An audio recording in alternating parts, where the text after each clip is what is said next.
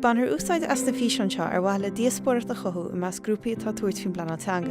Is bhí gach grúpa a bheith sé heachta níos lena blánatanga héin, ach tá glór na Ghaeilge dóchasach go gur in na físeanseo leis a blé antar ar bhain téim na planátanga. Tá sé mar aimim na físeanseo trúr bhreise a thuairt go bhfuair gom an maidir le fundar ó Teosa bheith chonacha. The purpose of these videos is to help you promote Irish in your club through fundar ó Teosa bheith chonacha. The Fundarucht aims to promote a Cúirteaige Plánáilte, a strategic approach to language planning in GA clubs. While a lot of clubs already organise Circle Córa and so on to promote the use of Irish, it's important that these activities are seen as part of a wider, structured plan that will enable clubs to build progress and to achieve their vision, or fiche, for the use of Irish in the club.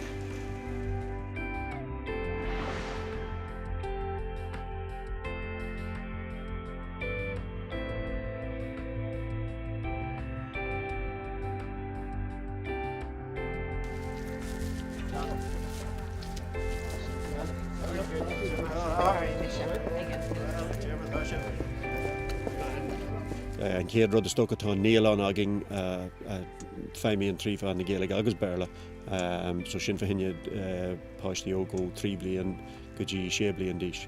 Tá muidir gúsáid Ghaeilge le foirm faoi ceartdéag chomh maith, tá muidir gúsáid Ghaeilge timpeall sa Chlub an seo le na daoine fásta na bhuail an club, is tíos na pruinethe agus gachrod.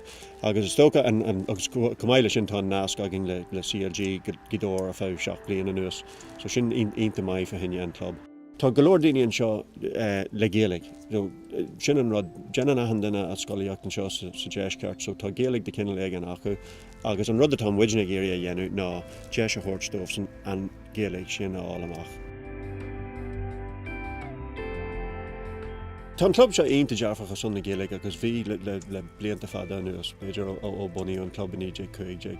So just an rud atá muideanna géirí ná plánach orla chéile agus an rud is fearr than a bheith páirteach san fundarach seo nó an comórtas a bhí ribh sin ná ghfuil daoine ag teachtamach ón taobh agus ag bheasú an obair atá déanta agus fiú ag thuirt fiú abal rá ghfuil seo ceart be ceart go bhéh sé déanamh rud seo eile nó rudí mar sin, but tá sé jazz nuair atá an daoine as an taobh isteach chun cineál féach an dear an obair atá déanta agus.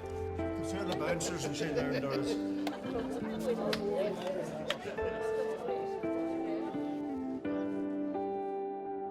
Agreeing on a fiche gives the project focus and also helps club or committee members to work effectively towards their objective.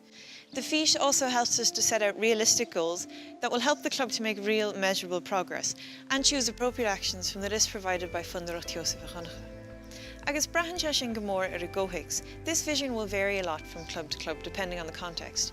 For some clubs, promoting Irish as the primary language in all club activities might seem like a reasonable goal.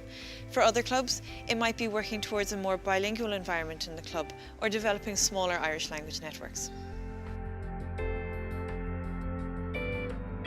An fís gartarmach nó go méoch na himimeóirí sinsear abalta feimnú trí Ghaeilge. Bíonn siad ag tréanán an seo agus bíonn an Ghaeilge úsáid acu sa tréanál agus nuair a imríonn siad ar an pharc.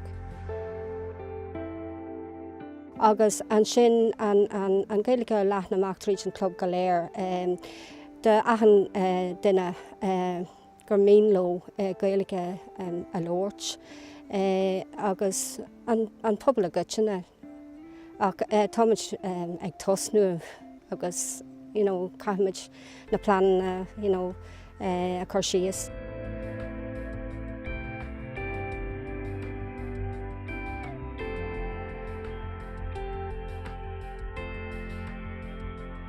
Bíonn an ís sin sách generalta, mar sin tasíonn Sruthanna níos sonraí le cuidiúlinn an ís bhaint amach ar bhealach cóirdaithe agus céimnithe. Because the fiche is quite general, it's important to set out more specific goals as well to help the club to achieve its fiche. These goals should be detailed and measurable. What exactly do we want to achieve? Who is the target audience? And what aspect of club life are we hoping to influence? Gandai caiimiid CGS, caiimiid play le chéile agus caiimiid teachs le rud éigean a féidir le ahan duine aontu. Gandait am hiarm héan, bralam sa eáil an club seo bheith mar club le an Ghaeilge.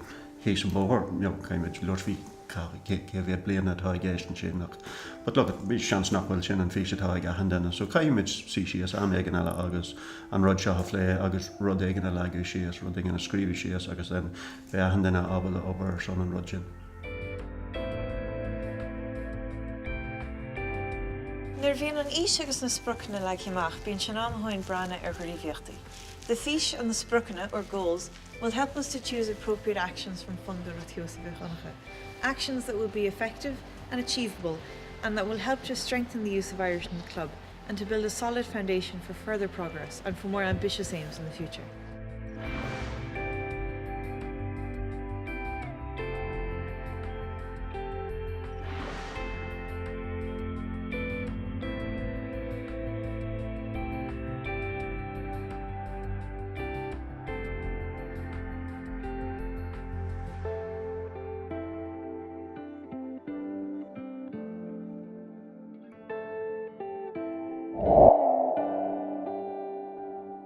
Déan teagháil le Ghaeilge le tuile eolais, cuidiú agus trúr maidir leis blanálteanga.